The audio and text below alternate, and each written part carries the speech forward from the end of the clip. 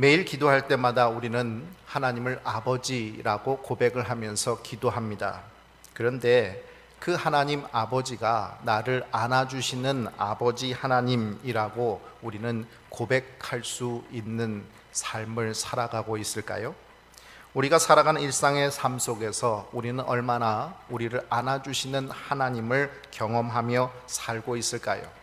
하나님을 아버지라고 고백은 하지만 그러나 그 아버지 하나님이 나를 날마다 안아주신다라는 그 따뜻한 체온과 그 큰 품에 안겨있는 포근함을 우리는 체험하면서 살고 있느냐 하는 것입니다. 신명기는 부제를 달면 모세의 고별 설교라고 할 수 있습니다. 가나안 땅에 들어가지 못하고 죽을 것이라는 말씀을 들은 모세가 이제 이스라엘 백성에게 자신의 유언과 같은 설교를 전하고 있는 내용이 바로 신명기의 내용입니다. 그는 광야 40년을 보내면서 하나님에 대해서 이렇게 고백을 합니다. 1장 31절에 바로 우리를 안아주시는 하나님이라고 그는 하나님을 고백하고 있는 것입니다. 그런데 사실 이스라엘 백성에게 하나님은 자신을 안아주시는 따뜻한 가슴을 가진 하나님으로 체험되지 않았습니다. 출애굽 이후 그들은 줄곧 황량한 광야길을 걸어왔습니다. 그 길은 늘 목마름의 연속이었고 비록 만나와 메추라기를 주시긴 하셨지만 정작 이스라엘 백성들이 먹고 싶었던 생선이나 오이나 참외나 부추와 파, 마늘은 먹을 수 없었습니다. 불편한 잠자리가 계속되었고 매일 광야길을 걸어가다가도 또 멈췄으면 일주일, 한 달, 1년이나 그냥 서 있기만 한, 그냥 지루하기만 한 시간이었습니다. 빨리 이 여정을 끝내고 하나님이 약속하셨다는 그 가나안 땅에 들어가서 편안히 먹고 싶은 것 먹고 편안한 잠자리를 자고 그렇게 살고 싶었는데 늘 안전하지도 않은 순간순간 도사리고 있는 전쟁의 공포 속에서 그들은 떨면서 이 시간을 보내야만 했습니다. 언제까지 이 여정이 계속될지 알지 못하는 가운데서 그들은 그저 그렇게 하루하루 하나님이 인도하신다라는 그 구름기둥 불기둥만 하염없이 바라볼 뿐 내 인생이 어떻게 될 것인가 정확히 알지 못했습니다. 이스라엘 백성에게 하나님은 안아주시는 분이 아니라 자신들을 내팽개치신 분이라고 여겨졌을 것입니다. 그런데 어떻게 모세는 하나님을 안아주시는 하나님이라고 이스라엘 백성들이 느끼는 하나님과는 전혀 다른 고백을 하고 있는 것일까요? 우리는 예수 믿으면 복을 받을 줄 알았습니다. 믿음으로 기도하면 병이 나을 줄 믿고 기도했습니다. 특별한 것은 없더라도 그저 우리 가족 건강하고 또 나쁜 일 안 생기고 잘 먹고 잘 살 수 있으면 그만이라고 생각하며 큰 욕심 부리지 않고 살았습니다. 그런데 예수 믿는 우리에게도 비바람이 끝이지 않았습니다. 폭풍우가 내려쳤습니다. 죽어라고 기도해도 여전히 우리에게는 시련이 비껴가지 않았습니다. 여전히 살갗이 까져서 아리고 아픈데 여전히 비에 젖어서 벌벌 떨고 있는데 하나님이 우리를 안아주신다는 하나님의 따뜻한 체온, 포근한 품은 우리에게 느껴지지 않는 이유는 무엇입니까? 전에 섬기던 교회의 집사님은 7번이나 유산을 하셨습니다. 7번 유산한 후에 8번째 낳은 딸이 정신지체 장애를 갖고 태어났습니다. 자기의 몸을 자신이 주체할 수 없기에 이제 바짝 마른 이 집사님보다 2배나 되는 딸을 이 집사님께서는 늘 씻기고 먹이고 모든 아기처럼 그 아이를 돌봤습니다. 아이라고 하기엔 나이도 이제 30이 훌쩍 넘어버린 그런 큰 처녀인데도 이 집사님은 이 어린아이와 같은 딸을 섬기느라 다른 것을 할 수가 없었습니다. 신방을 가면 가끔 제어가 안 되는지 신방 예배를 드리다가도 이 딸은 욕설을 내뱉기도 했습니다. 그러면 집사님도 그렇고 예배를 드리는 신방 대원들도 그렇고 얼마나 무안했는지 모릅니다. 그런데 그런 일들을 매일 겪으시면서 매일 그 모든 것을 이 집사님이 담당을 하십니다. 그런데도 이 집사님은 구역 권찰로서 섬기고 매주 수요 예배에 참여하면서 예배 후에는 구역 지도자 모임에 한 번도 빠지신 적이 없습니다. 제가 한 번은 따님 돌보시느라고 많이 힘드시지요? 그런데도 어떻게 이렇게 봉사도 많이 하세요? 라고 물었더니 그분이 이렇게 말을 하였습니다. 저는 이렇게 나오는 게 얼마나 감사한지 몰라요. 하나님이 나를 불러서 내가 쉬고 있는 것이지요 라고 말을 하시는 것이었습니다. 전혀 다른 고백이었습니다.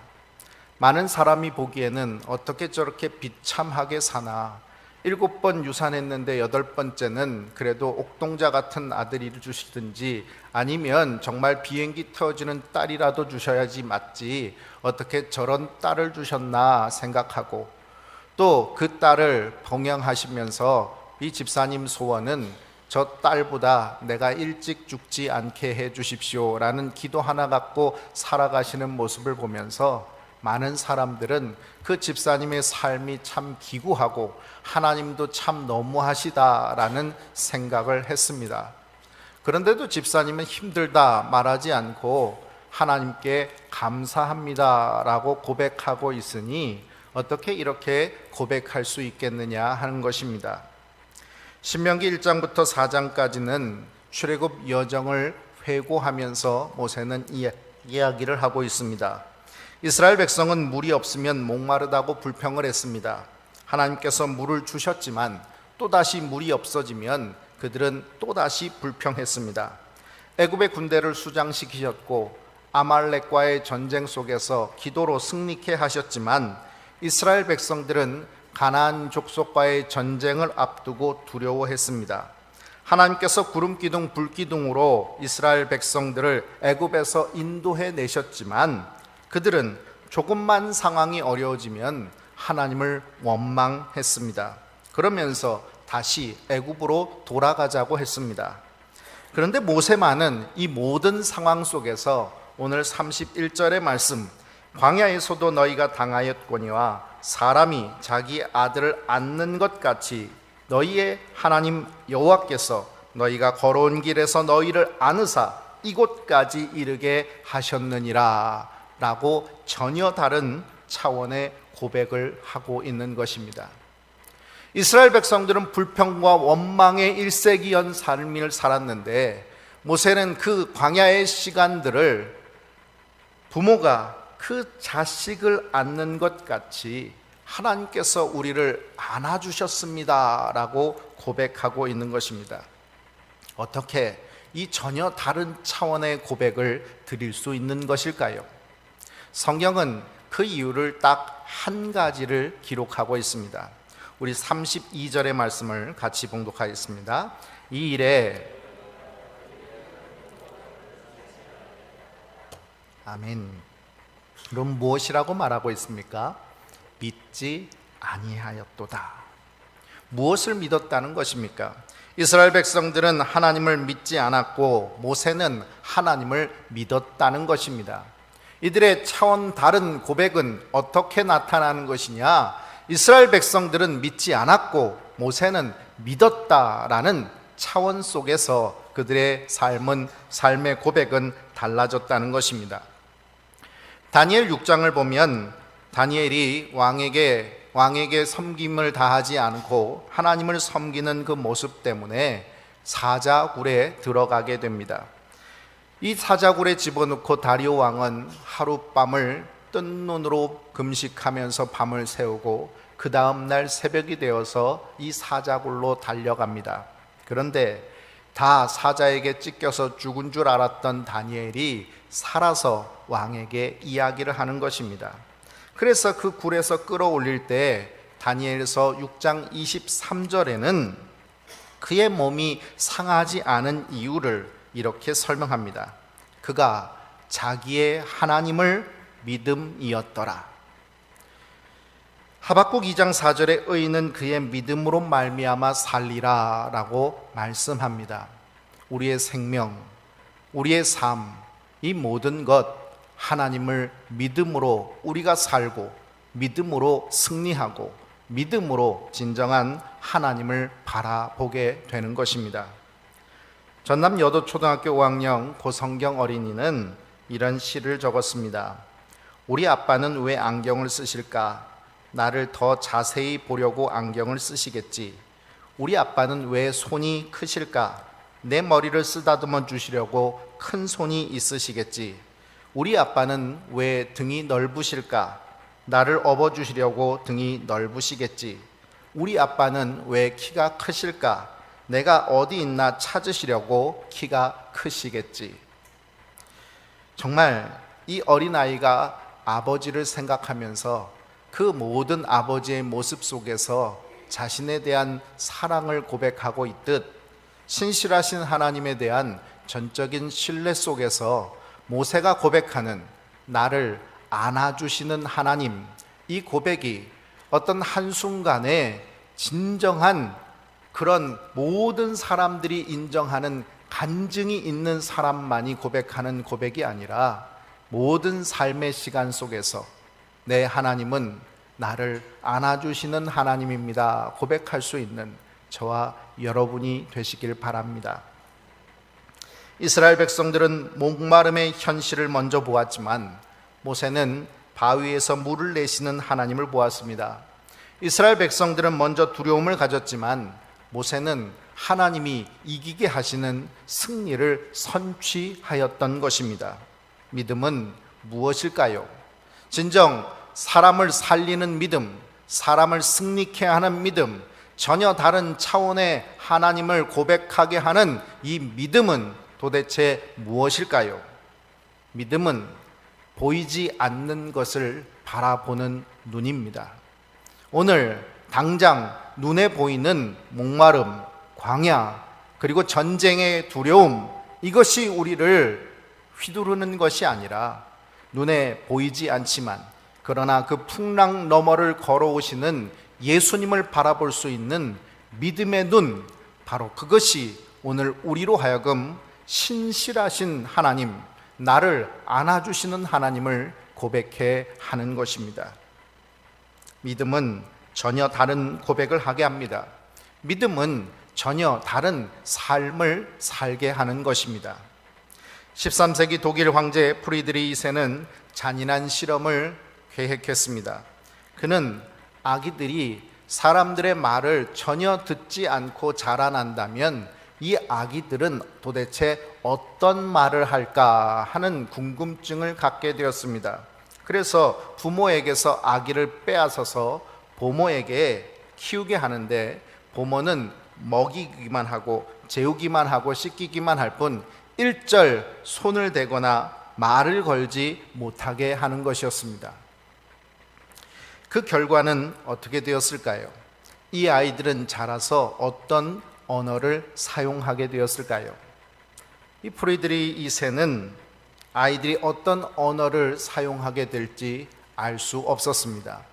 왜냐하면 그 아이들 중 성인으로 자라난 아이들은 아무도 없었고 그 아이들은 유아 시절 말을 하기 전에 이미 다 죽었기 때문입니다. 1248년 역사가 살림벤에는 이 아이들에 대해서 이렇게 기록을 하였습니다. 쓰다듬어 주지 않아서 아이들은 살 수 없었습니다. 우리는 하나님의 안아주심 없이 우리가 그 고난을 헤쳐나왔다라고 생각을 합니다. 그래서 내가 이렇게 고생하는 동안 하나님이 나를 돌아보지도 않고 도대체 하나님은 무엇을 하셨는가 라고 말을 합니다. 하나님이 나를 이 시련 속에 빠뜨려 놓고 아무것도 하지 않고 손이 짧아서 구원하지 못하고 내가 부르짖어도 귀가 멀어서 듣지 못하고 내가 그렇게 고생스럽게 살고 있어도 눈이 멀어서 하나님이 나를 바라봐 주지 않는구나 라고 우리는 생각합니다. 그런데 여러분, 하나님의 안아주심이 없다면 우리가 그 고난 속에서 살 수 있었을까요? 하나님께서 돌봐주시지 않았다면 그 고난의 바다를 우리가 헤쳐나올 수는 있었을까요? 하나님께서 우리를 만져주시지 않았다면 우리가 어떻게 그 힘든 시련의 시간 속에서 지나와서 그 과거를 돌아보면서 원망이라도 할 수 있었을까요? 왜 믿음이 없으면 하나님의 안아주심을 보지 못하는 것일까요? 33절의 말씀은 그 이유를 설명합니다. 우리 같이 봉독합니다. 그는 너희보다 먼저 그 길을 가시며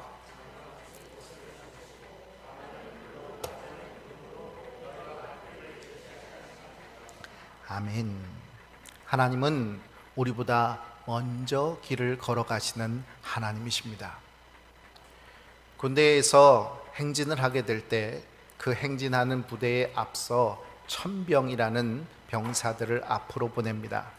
그 천병들은 먼저 한참 앞길을 걸어가면서 그 앞길에 위험한 요소는 없는지 살피면서 그렇게 갑니다.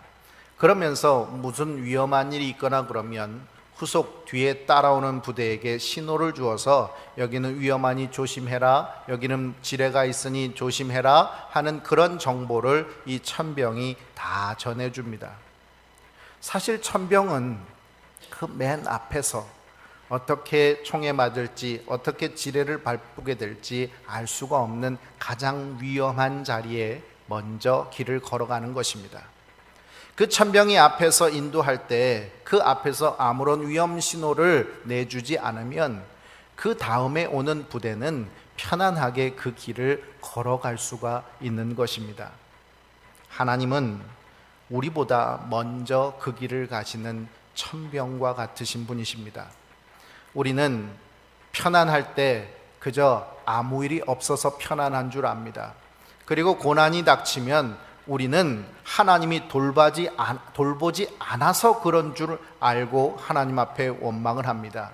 그런데 그 길을 먼저 가시는 하나님께서 우리에게 이 모든 위험 신호를 다 주시기 때문에 우리가 편안히 살 수도 있고, 또 그 고난에 닥쳤을 때는 이미 우리 주님께서 그 위험 요소를 많이 제거하셨기에 우리는 견딜 수 있을 만한 시험만을 받고 살아오고 있는 것입니다.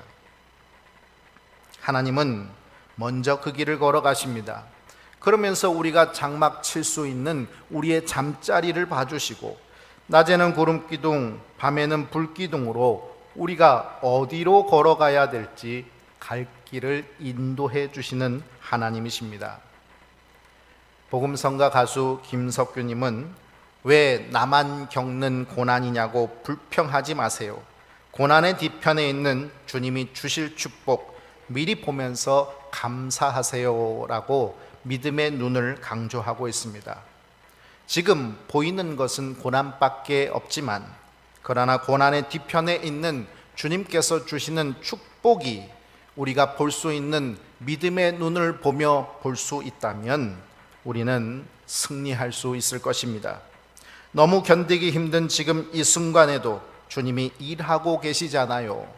우리는 하나님이 우리를 안 돌보시고 계시고 침묵하고 계시고 눈 감고 귀 멀고 손이 짧아 아무것도 하지 못한다고 하지만, 그러나 주님은 지금 우리가 당할 고난을 조금이라도 경감시켜 주시기 위해서 우리 주님은 일하고 계시다는 것입니다. 남들은 지쳐 앉아 있을지라도 당신만은 일어서세요. 힘을 내세요. 믿음 없는 사람들이 이스라엘 백성처럼 고난을 이야기하고 괴로움을 이야기하고 주님의 돌보심이 없고 내팽개치신 하나님을 고백할 때 우리는 모세처럼 하나님이 나를 안아주시는 하나님입니다 고백할 수 있기를 바랍니다. 우리 이 찬양을 우리 함께 같은 모세의 고백으로 고백해보며 찬양하도록 하겠습니다.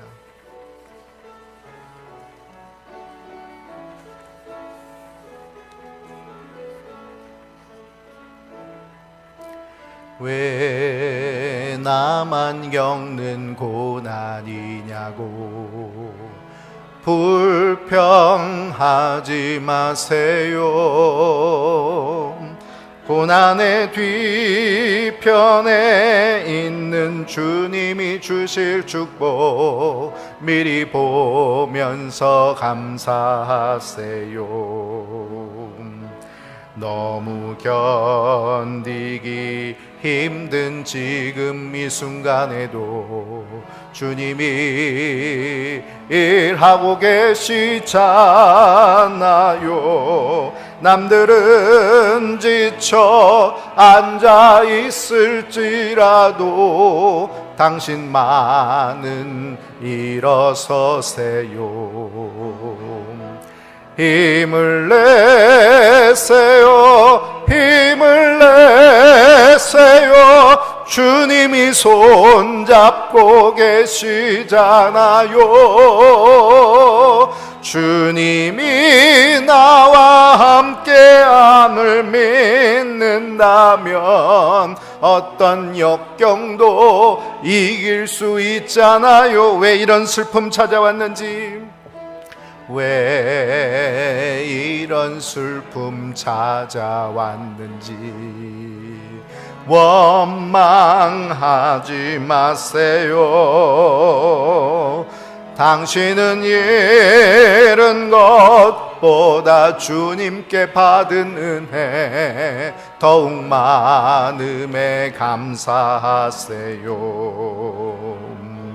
너무 견디기 힘든 지금 이 순간에도 주님이 일하고 계시잖아요. 당신은 지쳐 앉아 있을지라도 당신만은 일어서세요. 힘을 내세요. 힘을 내세요. 주님이 손잡고 계시잖아요. 주님이 나와 함께함을 믿는다면 어떤 고난도 견딜 수 있잖아요. 왜 나만 겪는 고난이냐고, 왜 나만 이렇게 배고파야 하냐고, 목말라야 하냐고, 고통스러워 하냐고. 이스라엘 백성들은 내팽개치는 하나님을 고백할 때 그들은 광야 40년의 시간을 고난의 시간으로 밖에 보낼 수 없었고 그들의 결국은 죽음밖에 없었습니다. 그러나 모세는 그 마지막 숨을 거두는 그 순간 속에서도 나를 안아주시는 하나님의 품에 그는 안길 수 있었습니다. 올해는 37주년이 되는 5.18 민주화 운동 기념식이 열렸습니다. 유가족 대표 한 사람이 아버지에게 보내는 편지라는 글을 읽는 하이라이트의 시간이 있었습니다. 이 글을 읽은 분은 올해 37살 김소영 씨, 그녀의 생일은 1980년 5월 18일입니다. 전남 완도 수협에서 일하던 29살 젊은 아빠가 자신의 생일, 갓 태어난 딸을 보려고 광주에 왔다가 계엄군의 총탄에 맞아서 숨을 거두었습니다. 김소영 씨의 생일은 바로 아버지가 죽은 날이었던 것입니다. 그녀는 아버지에게 보내는 편지에 이렇게 적습니다. 철없을 때는 이런 생각도 했습니다. 때로는 내가 태어나지 않았다면 아빠와 엄마는 지금도 참 행복하게 살아 계셨을 텐데, 하지만 한 번도 당신을 보지 못한 이제 당신보다 더 커버린 나이가 되고 나서야 비로소 당신을 이렇게 부를 수 있게 되었습니다. 아버지, 당신이 제게 사랑이었음을, 당신을 비롯한 37년 전의 모든 아버지들이 우리가 행복하게 걸어갈 내일의 밝은 길을 열어주셨음을 사랑합니다, 아버지. 이 슬픈 사연을 말을 잊지 못할 정도로 흐느끼며 읽고 퇴장하는 이 김소영 씨에게 갑자기 그 눈물을 함께 흘리고 있던 문재인 대통령이 자리에서 일어나 그녀에게 다가갔습니다. 그리고 그녀와 악수하고 그녀를 아버지처럼 안아주었습니다. 행사가 끝난 후 그녀는 아빠가 안아준 것처럼 어깨가 넓게 느껴졌습니다. 어깨에 기대 목 놓아 울고 싶었습니다 라고 말을 하였습니다. 우리 국민은 그것을 바라보면서 한 사람의 슬픔을 자신의 가슴으로 안아주고 있는 아버지와 같은 대통령을 우리는 바라볼 수 있었고, 그 여파였는지 대통령의 지지율은 거의 90% 가까이 올라가게 되었습니다. 한순간의 이벤트였을까요? 우리에게 원하는 것, 그것은 우리가 슬플 때 우리를 말없이 안아주는 아버지가 우리에게는 필요했던 것입니다. 수련회 때 우리가 잠시나마 경험할 수 있었던 서로의 포옹, 서로를 안아주는 이 사랑의 체온을 느낄 수 있는 시간은 그저 한순간의 이벤트가 아니었습니다. 오늘도 살아 역사하시는 하나님, 그분이 우리를 안아주시는 하나님이시라는 것을 우리를 통해, 우리의 체온을 통해, 우리의 가슴을 통해 느끼게 하시는 하나님의 역사였던 것입니다. 포옹이라는 시를 쓴 김행숙 시인은 자신의 시를 설명하면서 두 사람이 포옹을 한다고 해도 결코 하나가 되지는 못합니다. 서로를 향해 무한대로 접근하고 거리를 좁힐 뿐 그 틈에 대한 생각을 시에 담았을 뿐입니다. 우리가 포옹을 한다고 해도 우리는 완전한 하나가 되지는 못할 것입니다. 우리 사이의 그 틈은 언제나 우리에게 고난도 시련도 느끼게 하는 그 틈과 괴로움이 될 것입니다. 그러나 하나님이 우리의 아버지가 되시고 우리를 안아주시는 하나님이시라는 것을 우리가 고백하며 그 고백으로 함께 서로를 끌어안을 때 우리는 그 틈을 무한대로 줄여갈 수 있는 하나님의 사랑을 나누는 공동체가 될 것입니다. 우리를 안아주시는 하나님, 그 하나님을 우리가 서로 안아줌으로 말미암아 매일매일 체험하는 저와 여러분 되시기를 주님의 이름으로 축원합니다. 기도하겠습니다. 하나님 감사합니다. 오늘도 우리를 안아주셔서 감사합니다. 슬퍼하고 괴롭고 고통스러운 마음들, 늘 잘하려고 하지만 잘 못하고, 늘 완벽하려고 하지만 늘 무너지는 우리들에게 주님께서 찾아오셔서 우리를 위로해 주시고 용납해 주시고 우리를 사랑한다 고백하시면서 이 모습 이대로 안아주시니 감사합니다. 서로 안아줄 수 있는 우리들이 되게 하여 주시옵소서. 부족함도 미련함도 서로의 잘못됨도 다 포용하고 안아줄 수 있는 거룩한 포옹이 우리에게 있게 하여 주시옵소서. 그래서 주님, 우리 사이의 틈이 우리를 갈라지게 하고 싸우게 하고 다투게 하고 또 괴롭게 하고 힘들게 하는 틈이 아니라 이제 그 틈을 계속해서 줄여감으로 말미암아 온전한 하나됨을 이루는 거룩한 사랑의 공동체가 되게 하여 주시옵소서. 예수님의 이름으로 기도합니다. 아멘.